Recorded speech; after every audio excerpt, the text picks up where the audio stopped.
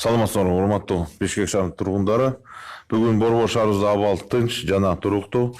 Анткени коронавирус инфекциясына каршы баарыбыз ынтымакта, биргеликте, бир максатта иштеп жатабыз.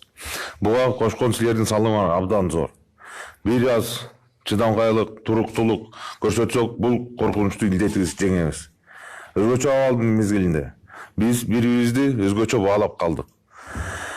Туугандарды, жакындарды гана баалабастан башка адамдарга да мамилебиз жакшы жака өзгөрдү. Мындан тышкары адам укугун сыйлап, алардын жасаган мамилесин түшүнүү менен кабыл алып, аларга сый көрсөтө баштадык. Булар медицина жана милиция кызматкерлери, социалдык тармакта иштегендер жана башкалар. Өзгөчө үйүндө отурган адамдарга айткым келет. Анткени алар биз сыяктуу эле үйүндө отуруп берип, коронавирус инфекциясын жеңгеге салым кошуп жатышат. Сөзүмдүн аягында бүгүн кимде ким туулган күнүн белгилеп жатса, аларга чын ден соолук, узак өмүр, бакыт талай каалат элем.